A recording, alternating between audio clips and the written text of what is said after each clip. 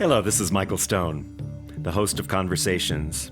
We're committed to bringing you leading-edge thinkers in the areas of environmental restoration, social justice, and spiritual fulfillment. On our program, we look for positive solutions to local and global issues that leave you touched, moved, and inspired to action. Our weekly guests include local and global experts and concerned citizens working together to heal the wounds that separate, alienate, and marginalize people.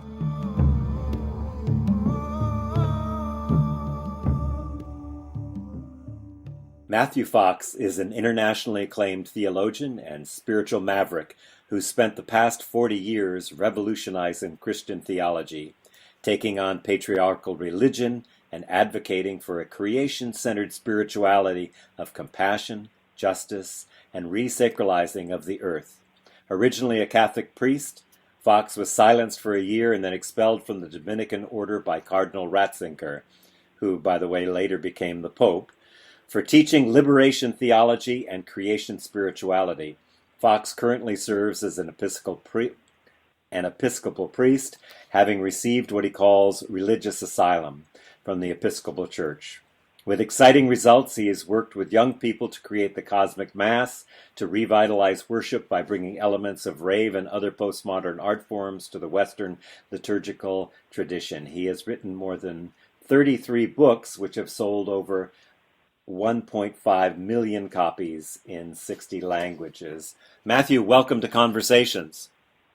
Thank you, Michael. Good to be with you again.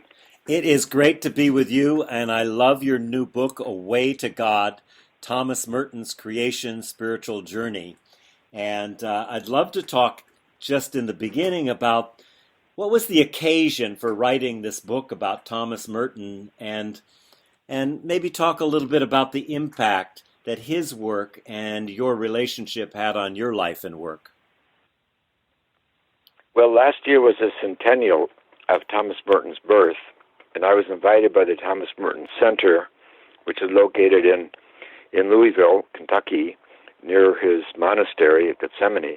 I was invited by them to give a talk on Thomas Merton and myself, and I changed the title to Thomas Merton, Meister Eckhart, and myself, because Eckhart was so pivotal in Merton's awakening. He had really a conversion experience, I think, from being a dualistic monk for his first 18 years in the monastery to being a really prophetic voice and prophetic Christian the last 10 years.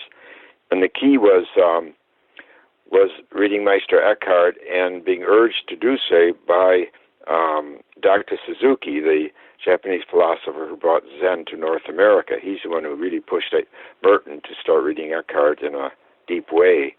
And clearly, at the beginning of the year 1958, Merton had a tremendous shift of consciousness, and that lasted 10 years until he died in 1968. And he himself was writing in his notebook, Eckhart is my lifeboat, Eckhart is my lifeboat. So Merton and I have a lot in common, Eckhart being part of it, but also, like many young men, I read Merton when I was a teenager, and he inspired me, especially the invitation to the contemplative life. And when I was a young Dominican in my early 20s, I wrote Thomas Merton and asked him where's the best place to study spirituality, get a doctorate in spirituality, and he urged me to go to Paris to the Institut Catholique there, and that is where I met my mentor, Père Chanou, who named the creation spiritual tradition for me. So that's key to my spirituality and to Meister Eckhart's, and as I demonstrate in this book, to Thomas Merton as well. And so I owe him, as I say, all the trouble I've gotten in, I owe to Thomas Merton. He's there. So this book is a payback. There you go. There you go. And that letter started a long connection with him for you. In fact, the title of the book, A Way to God, comes from one of his letters. You want to talk a little bit about how that came about? Well, that's right. When I wrote him and asked him where to study spirituality, he wrote back, and he said these words. He said, "I'm glad you're going to work on spiritual theology. I do think we are lying down on the job when we leave others to investigate mysticism, while we concentrate on more practical things. What people want of us, after all, is the way to God." So I took that phrase, the way to God, and modestly altered it to a way to God, and made that the title of my book, with the subtitle Thomas Merton's Creation Spirituality Journey, because I think it really comes out that the four paths of creation spirituality are really spoken deeply of by Thomas Merton, and he's so articulate. He's such an artist. He's such a great poet, but also a writer, that he can name deep journeys, and it's hard to name deep mystical journeys. Part of mysticism is ineffability, after all, as William James pointed out. So, and as Meister Eckhart says, we stammer and stutter when we talk about God. But Merton has a great gift for naming the experiential. And so in the book, I have 4 chapters on the 4 paths of creation spirituality, and then insert Merton into each of them with his language, describing the same experience that I'm explicating. Yeah, let's before we get into the 4 paths and talking about that, maybe you could tell people basically when you talk about creation spirituality, what are you talking about? Can you define it for us and talk about the merging of the Eastern Western thought and spirituality and how that comes together? Well, creation spirituality is kind of the mirror opposite of fundamentalism. It's about original blessing, not original sin. It's not anthropocentric. It's about creation, therefore the whole universe, the cosmos, about 13.8 billion years of the cosmos. It's not anti-science or anti-intellectual. It celebrates science and how science can teach us about the mystery of the universe and the ways of the universe, and therefore should be integrated into our spiritual awareness. It's not sectarian about Jesus saves. It's about the wisdom that is found in all the world's spiritual traditions, and the archetype of the cosmic Christ is very important, and that archetype is paralleled in other religions, such as a Buddha nature concept in Buddhism, or the image of God concept in Judaism, which is now demonstrated to apply to all beings, not just to human beings, and the theme of the sparks of creation that you find in the sparks of the soul that you find in the Muslim Sufi tradition, and it applies to Hinduism as well, their tradition of the primordial man, and of course even the greeting, the Namaste greeting of how I salute the divine in you. Are you there? Yes, I'm here. You are cutting in and out a little bit. Just in that last sentence when you spoke about the Muslim greeting and on. Well, there's some funny noises coming through on your line. I don't know what it is. But yes, it also applies to the Hindu tradition, which talks about the primordial man that is the cosmic man who gets dismembered, a symbol of chaos, but then gets put back together again, a symbol of order. But also in the Hindu tradition, you have the salutation of Namaste, which means I salute, I honor the God in you. So that too is a cosmic Christ consciousness. So the theme of the cosmic Christ is very important in creation spirituality. It's the third nature of Christ, as Teilhard de Chardin said, and we don't hear about it enough. It goes back to our first sources. It goes back to Paul, who wrote before the Gospels were written, and it goes back to the Gospel of Thomas, which was written before the other 4 Gospels were written. So it actually is very ancient in our tradition, and you find it in the great creation mystics like Hildegard of Bingen and certainly Meister Eckhart, and we find it in Thomas Merton. But it's been a pretty well-kept secret until I've been shouting about it. I wrote a book on the cosmic Christ 28 years ago, but Merton was very, very aware of that tradition too. As he says, we are all other Christs. Yeah. Matthew, are you still doing the cosmic techno mass? I think you called it. I went to one time, and it was a most inspiring experience. You're doing that still in Oakland? We're doing it in other places. Actually, we're doing it in Ashland, Oregon in September. And we did it at the Wild Goose Festival in North Carolina this past month. And so we're getting around with it. Yeah, it's definitely still happening. And we did one this weekend, in fact, in Berkeley, University of California, as part of a conference there. So yeah, we're still doing it. We dropped the word techno because that's kind of evolved out in our culture. We just call it the cosmic mass. But it is essentially about dancing our worship instead of sitting in pews, daring the preacher to keep us awake and being read to instead of really engaging all our chakras, which happens when you dance. Absolutely. I don't know if you know, but I'm a 5 rhythms teacher and studied with Gabrielle since 1974. Marvelous. So wow. I'm very much on that page with you. And where did you attend the Mass? Do you remember where it was? Was it here in Oakland? It was in Oakland, yes. Yeah, okay. It was wonderful the way it was set up and the way you had many different people contributing that evening, as well as the music and the dance. Quite a memorable experience. I only got to one because I've been living up in the mountains, and now I've moved up to the British Columbia. I live on the Sunshine Coast. But I also wanted to say something about the fact that you are going to be in Auburn, California, August 19th through 20th at the Foothill Center for Spiritual Living.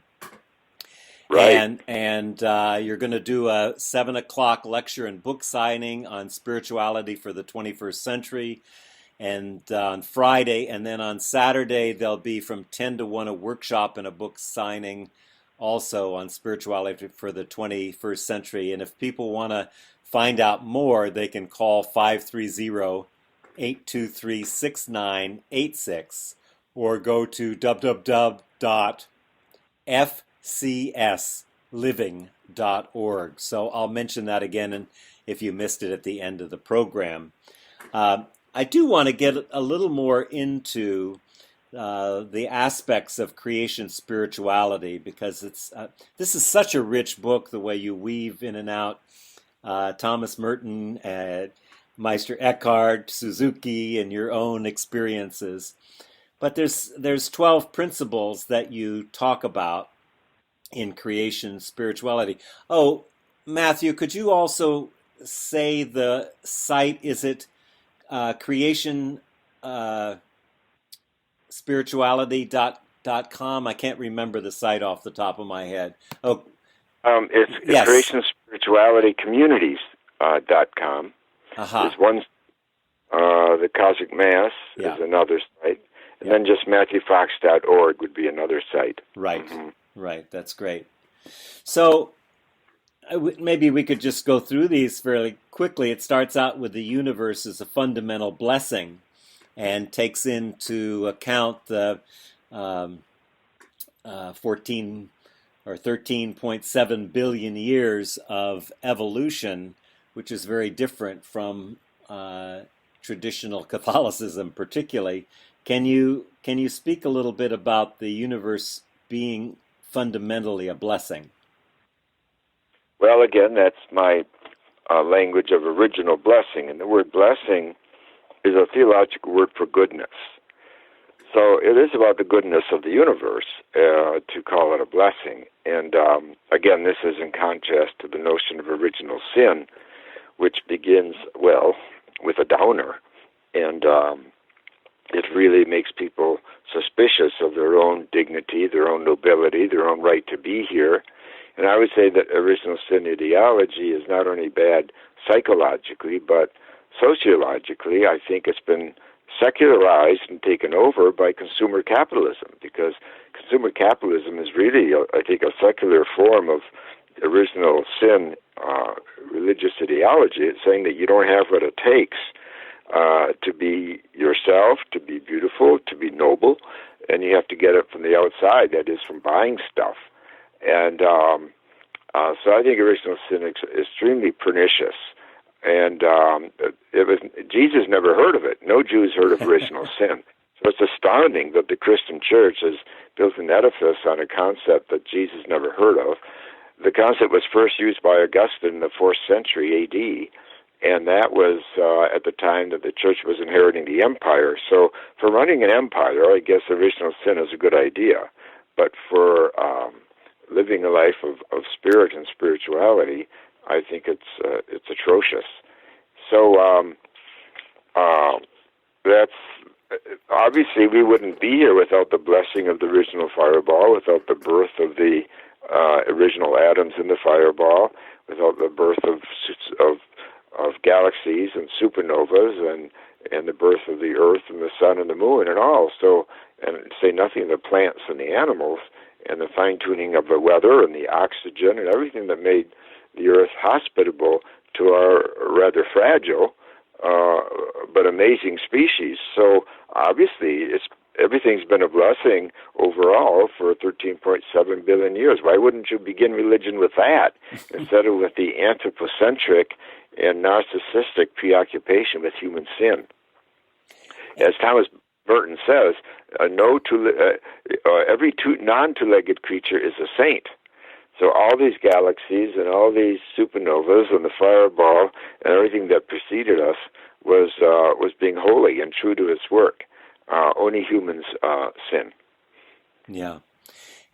And Thomas Merton, you mentioned consumerism. That was a big issue that he talked about, was the military-industrial complex, consumerism, and the way that our culture was based on more stuff, and that was a big issue. Can you talk a little bit about that area too?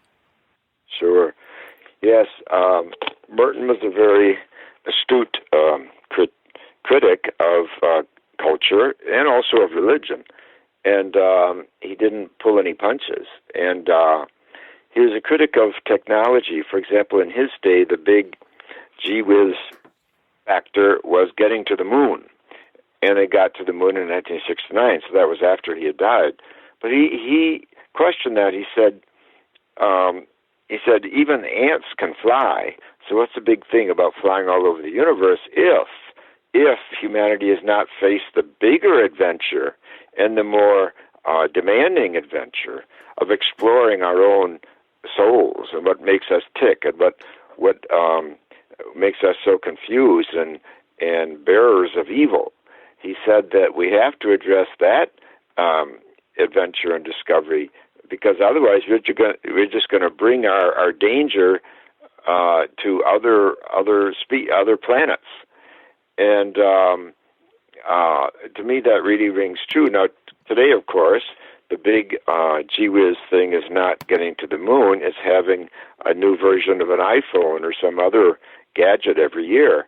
And but I think the question is the same. After all, the fellow who murdered 50 people in Orlando at the gay club, he was texting, and he was on Facebook at the time he was murdering these people. And of course, ISIS, every new gadget that comes out of Silicon Valley, ISIS employs immediately. So clearly, technology is not going to save the human race, and that's what Merton was saying.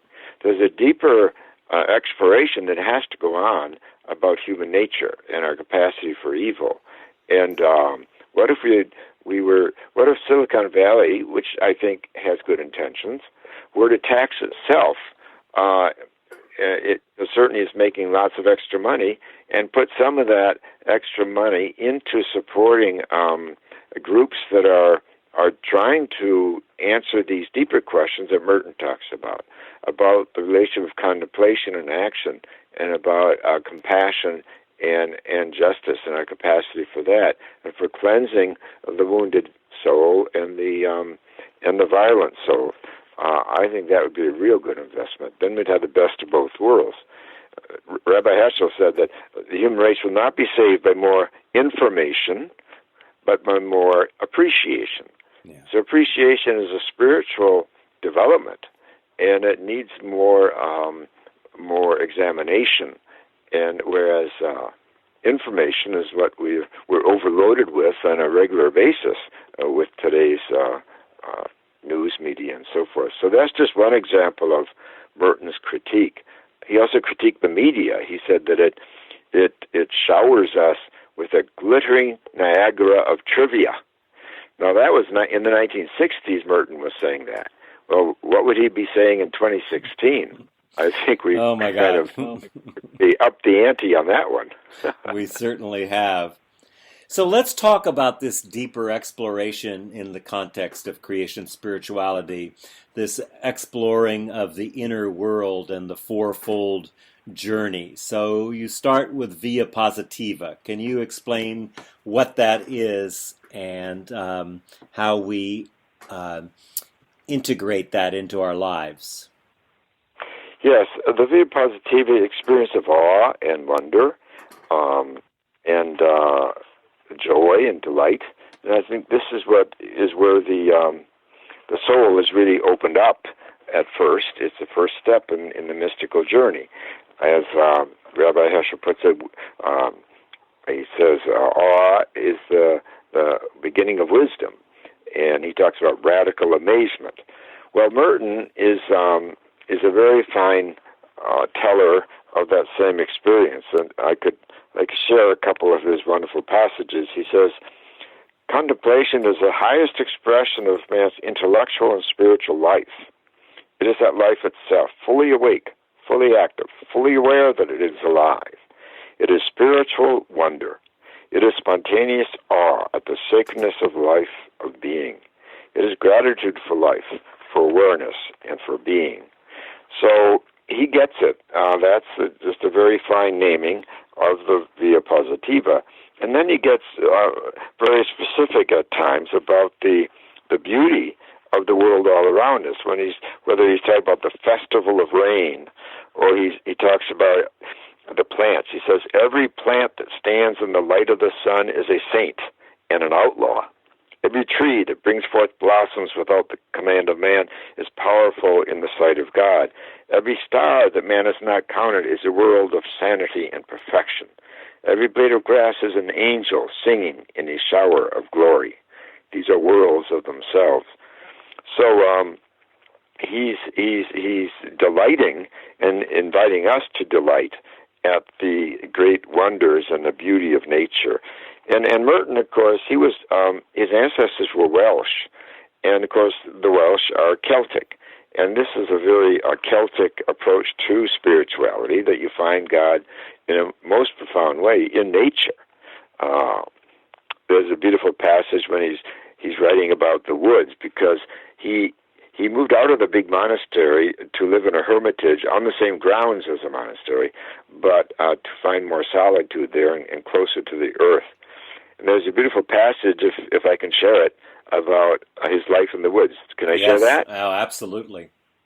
I live in the woods out of necessity, he writes. I get out of bed in the middle of the night because it is imperative that I hear the silence of the night, alone, and with my face on the floor say psalms, alone in the silence of the night. The silence of the forest is my bride, and the sweet dark warmth of the whole world is my love. And out of the heart of that dark warmth comes a secret that is heard only in silence. But it is the root of all the secrets that are whispered by all the lovers in their beds all over the world.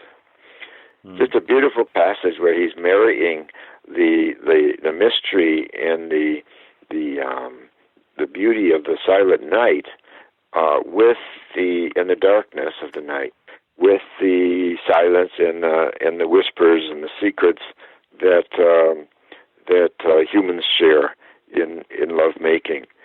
So it's just a marvelous marriage of the cosmic and the human, and we need that so much today. Yeah, he was such a beautiful writer. I want to ask you a question, because I know that, the first thing we were talking about here, the uh, positiva, is about contemplation.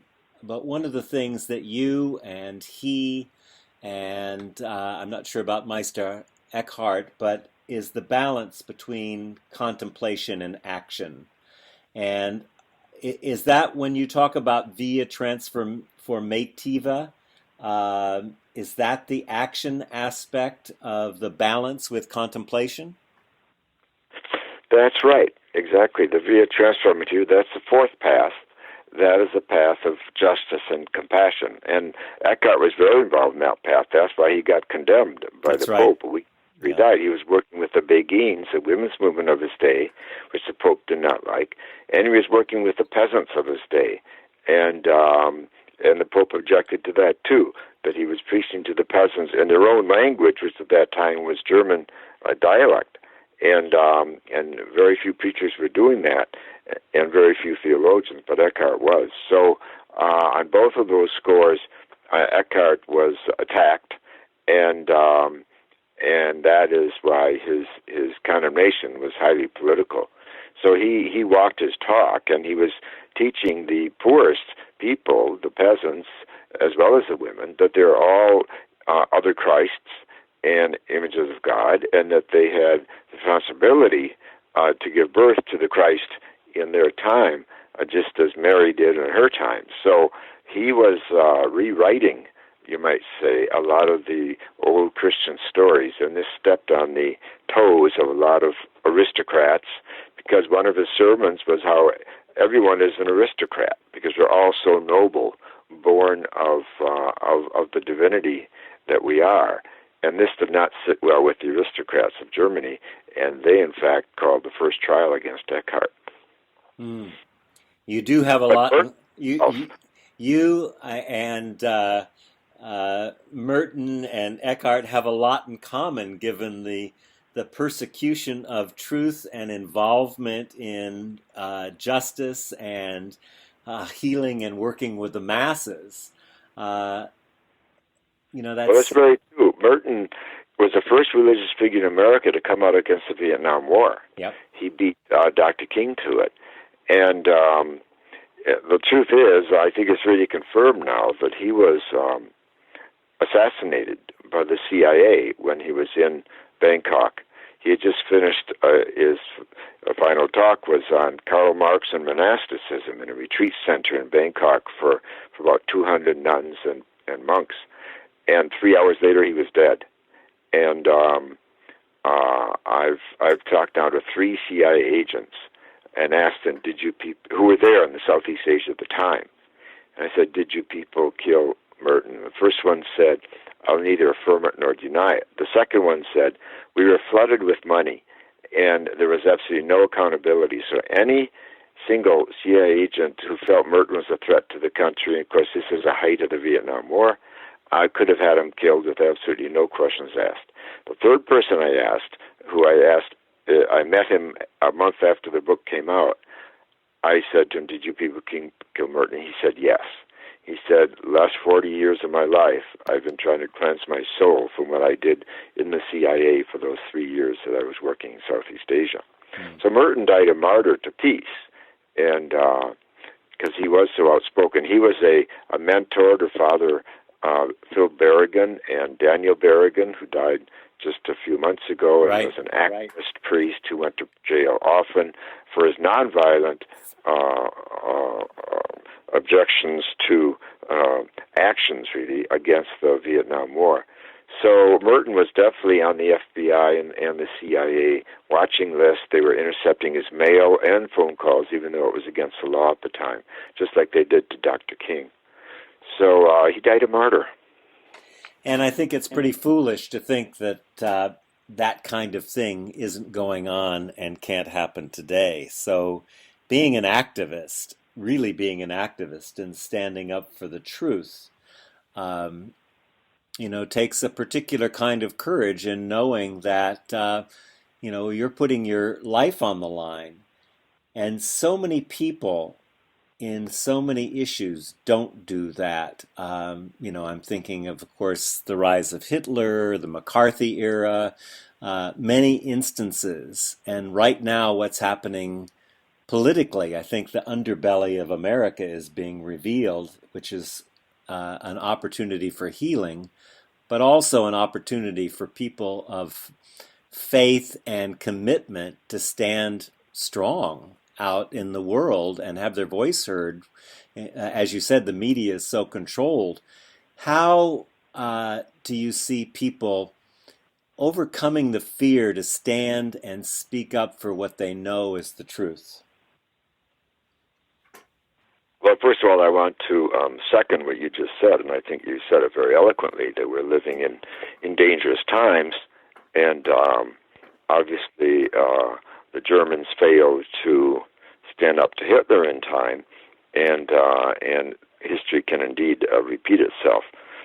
So your question is about where does the courage come from to do this? Yes. Well, the word courage is two French words for a big heart, a large heart.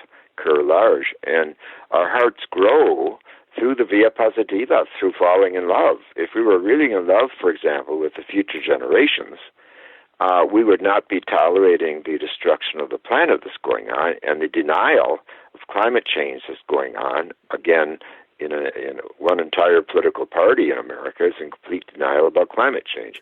I was part of a conference a few months ago in Florida, and the theme of the conference was the rising seas, the climate change as it's affecting Florida.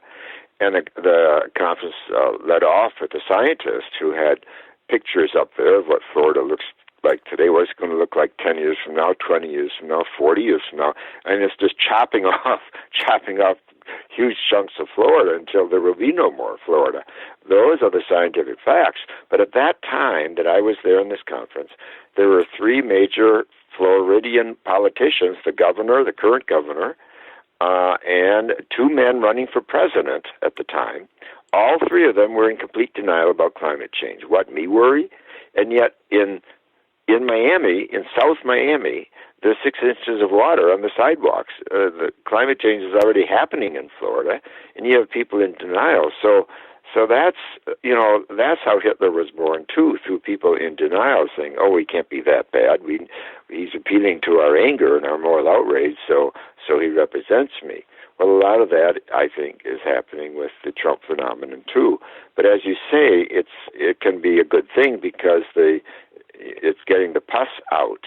It's showing the wounds we have in America, the wounds of racism, and the wounds of there are a lot of people who feel left out, and rightly so, actually, angry about the way they were treated when Wall Street raped Main Street, and now Wall Street is doing its thing again. It was bailed out by Main Street, but Main Street is still suffering, and of course many of the Wall Street banksters are not paying their fair share of taxes and so forth. So there is anger in the country, and a man like Trump taps into it, but unfortunately he's looking for scapegoats, just as Hitler was, because he senses that that's what the angry soul often lurches out at. So it is a dangerous time, just like you say. But courage comes from truly loving what we say we love, and developing the heart. As Dr. King said, you have to love something more than the fear of death if you're going to live. So that, I think, is the direction from which courage is born. So in order to love what we say we love, we have to start with loving what arises inside of us and the shadow side, which brings us to via negativa, and that going into the depths of our own grief, our suffering, our darkness, into the still dark place, and being able to let go of that. Can you talk about the transformative nature of via negativa? Yes, well, there are really two dimensions of via negativa. One is silence and stillness, letting go of images and of input and sound and so forth. So that's a lot of meditation focuses on that, the emptying experience. And that's very important because we can be filled both with negative memories, but also even with other issues of passion that deserve to be quieted at times, like the Psalm says in the Hebrew Bible, "Be still and know that I am God." So a stillness is required to go deep into ourselves and find the divineness there. But the second part to the Via Negativa, like you say, is about grief and being open to the suffering and listening to it. Suffering within ourselves, our own wounds, as you say, our own shadows, but also the suffering of the world and the suffering of other humans and other beings at this time. There's so much suffering going on, as the climate change and so much is going on. So being able to undergo that suffering and not fall into addictions to cover up the pain, which is very much a temptation, and not run from it and go shopping to cover up the pain, but rather to let it wash over us, and then out of that experience of both falling in love with life, which is the first path, and undergoing the letting go and the letting be that we learn from the second path, whether it's silence or whether it's suffering, then you're ready for the third path, which is creativity, the Via Creativa. Out of this emptying, something new can be born, and that's the stepping stone to being effective with our justice-making and compassion and our healing and even our celebrating. I love the Via Creativa, and I love that you have had a long history, and so did Thomas Merton, of creative expression. And, when we quit anthropomorphizing the world and we recognize that we're an integral part of nature, then that takes on a whole different meaning, because everything is always blossoming and moving with seasons and cycles, and there is something that's arising in the human species, at least from my perspective and the people that I work with in my shamanic work, that is bringing forth a level of creativity and passion and compassion that is not individual-centered, individual focused. It's collective focus. It's. I don't know what your thought is, but groups that are coming together are dropping away the belief of separateness and recognizing, and in that place, a certain kind of creativity arises. Does that make sense, what I'm saying, Matthew? Definitely, yes. And it's the rediscovery of interdependence. Yes. Which, thank God, even today's physics is grounded in. So now we have a marriage of science and spirituality too because of that. And as you say, this increases our capacity for creativity, I say, not just as individuals, but as communities and as social organisms. And that's very exciting because, frankly, I'm not sure that our species has anything going for it except our creativity. We've painted ourselves into a corner in so many ways, but our creativity is capable of moving us on. So we need an explosion of creativity today, and whether it means reinventing forms of economics that really work for everyone on the planet, not just all the two-legged ones from all the beings on the planet, the oceans and the forests and the four-legged ones and the rest. We need forms of education that are fresh and new, because the forms we're in are, first of all, they're utterly boring, but secondly, they're patriarchal. They're all about the left brain. They're not about intuition, which Einstein said is the heart of values come from the intuition, he said, not from rationality. And we need to educate all our chakras, not just our heads. So we need an awakening in education. We need an awakening in religion and worship, and ecumenism, drawing forth the wisdom from all the world traditions, and And then we also need an awakening, of course, around the ecological challenges we have. But it's through creativity that we're going to respond to these ecological challenges. And so that's what is going to save us, if anything, is going to be what I'd call a global renaissance, a rebirth of our species that puts creativity forward and getting over our denial and our systems of injustice. Absolutely. And I think one of the things we need is more heretics like you and Merton.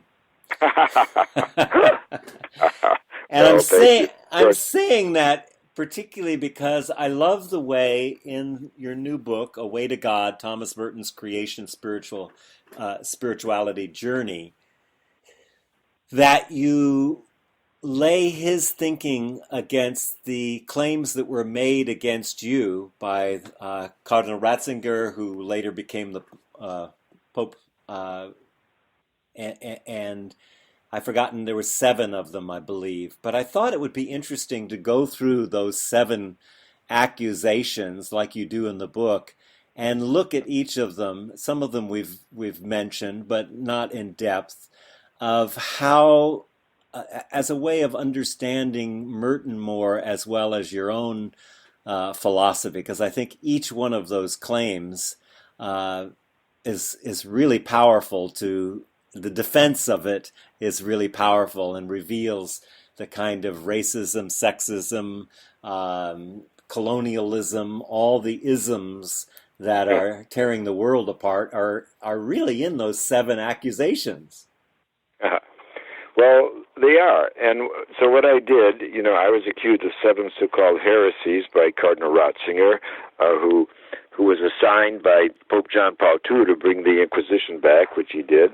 And then, as you say, he became Pope Benedict XVI. But the objections to my work, so I have a few chapters here where I lay out his objections, and then I put Thomas Merton in the docket with me, sort of as my defense, in the sense that he too was wrestling with these same issues. For example, the first objection to my work was that I'm a feminist theologian, which I did not think then, or even now, is a heresy. But then I showed that Merton too was a feminist theologian. He talked a lot about God as mother, and he engaged in a very lively correspondence with Dr. Rosemary Ruther, who was quite a radical Catholic feminist theologian. She was only 29 at the time. She was teaching at Howard University, a black university in Washington, D.C., and they engaged in this very lively correspondence for about a year and a half or so. And though she was 29, he was like 50 or 51, and she was not particularly respectful toward him. He very much listened to her, and they were going back and forth in a very deep way. So clearly he was very open, and of course, they were talking about 1967. That was the early stages of the women's movement. And by the way, also, let me say that Merton's, he responded immediately to Rachel Carson's book that came out in 1962, Silent Spring, which many revere as the first real strike in the ecological movement. And she was fired from her job as a science teacher in a university for that book. They said that she was a hysterical woman in love with trees and bunnies, and they fired her. But he wrote a letter to her immediately on reading the book and said, "This is fabulous, it's so important. Because of your work, we're going to cease using DDT on the monastic farm here, etc., etc." So, again, he was very much listening to women philosophers at a very early age, that is to say in the early 1960s, and he leapt right into the ecological movement immediately. So another objection to my work was... Matthew, let me just say one thing further about that, because I think it deserves more than that. The Dalai Lama said that the world is going to be saved by women, particularly Western women. And there's a rise in the empowerment of the divine feminine. There's a whole really spiritual movement that is around that, What are your thoughts of that, and why is that important, and how do we support that and empower that? Right. Well, absolutely. And I've written at length about this, about we need a real gender balance of the sacred masculine and the divine feminine. And but what we have now is an unbalanced masculine. It's a toxic masculine. So I wrote a book on that about recovering the sacred masculine. But we need a sacred marriage of the two, the divine feminine and the sacred masculine. And as you say, that this is happening. The women's movement is certainly a big part of it, the return of the goddess and so forth. But it's not going to really take place if we don't also critique the masculine, because, as I say, the goddess returning is deserving of a worthy consort. And the masculine has been perverted, and we have to shake that up. And there have been studies the last few years on how much depression there really is in men in our country, and especially young men.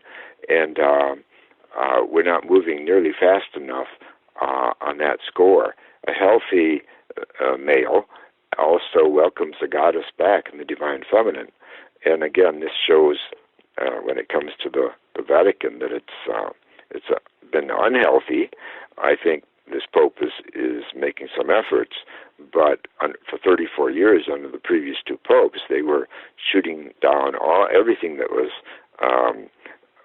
that bespoke the divine feminine.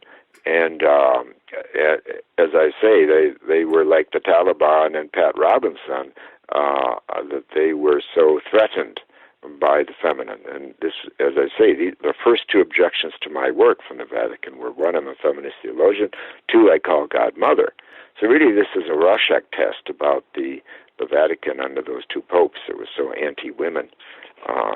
But I'm glad to hear those good words from the Dalai Lama. By the way, here's another story in the Dalai Lama that I picked up after this book on Merton came out. This comes from a very practicing Buddhist, a North American. He teaches Vipassana meditation, and he's studied in India and Tibet, and he knows the Dalai Lama. And he said that a year or so ago, there was a journalist who asked the Dalai Lama, "Do you believe in God?" And the Dalai Lama said kind of quietly, "Well, yes." And then the journalist said, "Well, do you really?" He said, "Many Buddhists don't use the word God." And so what kind of God do you believe in? And the Dalai Lama said, "I believe in the God of Thomas Merton." Ah, wow. I think that's really wonderful. Because, in his last journey to the East, Merton met the Dalai Lama, who was only 33 at the time. And they hit it off tremendously, and so much so that they both canceled meetings for the next day and had 2 whole days together rather than the scheduled 1 day together. And, of course, Merton was dead a few weeks after that. But not only Thich Nhat Hanh, not only Dalai Lama, but also Thich Nhat Hanh was very smitten by Thomas Merton. Thich Nhat Hanh nominated him for a Nobel Peace Prize, in fact. That's right, yeah. So we don't have a lot of time left, but let's just go through some of the other ones that stand out for you. I'm particularly interested about sexual repression and homosexuality and some of the other issues there in that list. Mm. Well, yes, Merton was, as I say, for 18 years as a young man, Merton was very licentious. He loved partying and he loved drinking, and he fathered an illegitimate child when he was in college in England. And when he moved to America and went to Columbia University and got his master's degree there, he was a big partier there too. But then he had this conversion at 26, and interesting enough, his conversion happened at the Shrine of the Black Madonna in Cuba. And then the next year he joined the Trappists, and then he had this kind of guilt-ridden attitude that fit with the theology then reigning in the monastic order there. As I say, he carried that for 18 years, but then Eckhart and Dr. Suzuki broke him out of that. And so he had a much more holistic attitude towards sexuality after that. And in fact, a few years before he died, he had an affair with a nurse when he was having an operation in Louisville and on his back, and the nurse was his masseuse, and they had an affair for 6 months.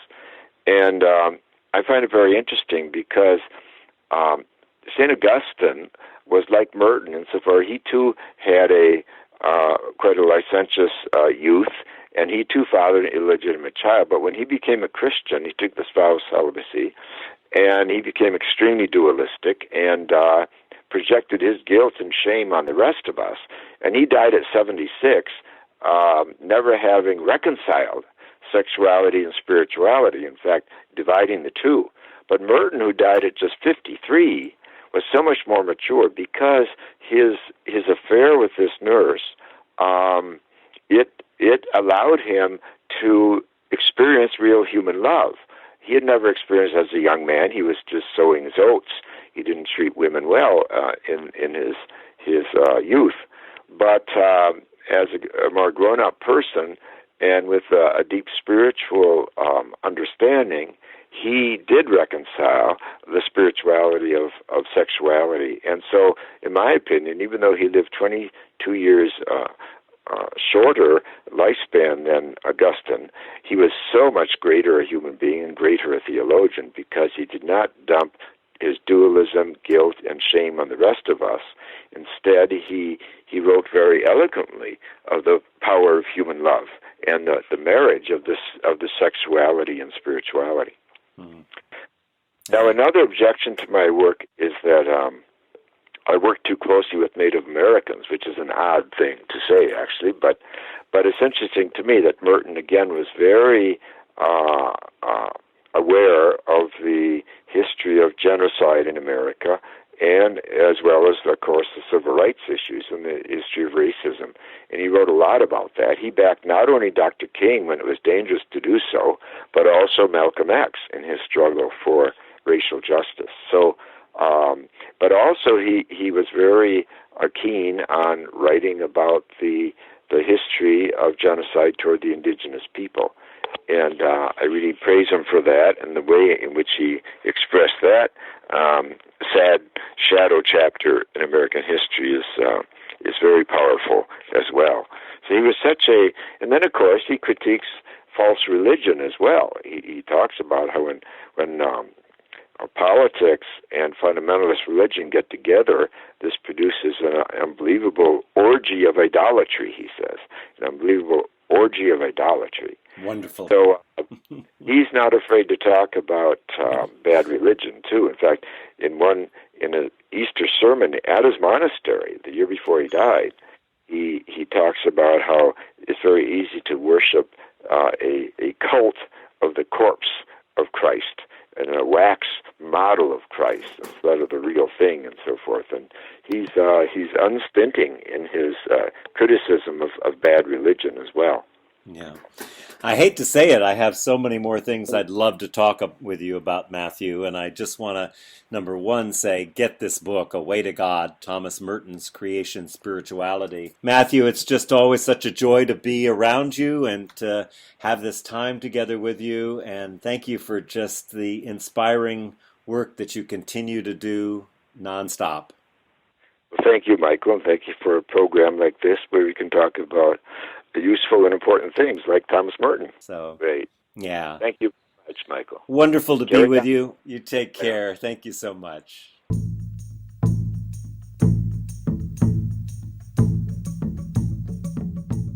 Conversations is an independently produced program supported by KVMR 89.5 Nevada City and listener contributions. We are committed to bringing you leading-edge thinking in the areas of environmental restoration, social justice, and spiritual fulfillment. If you would like to receive our complimentary newsletter, The Well of Light, make a contribution, or order any of our past shows, go to our website at arewelistening.net.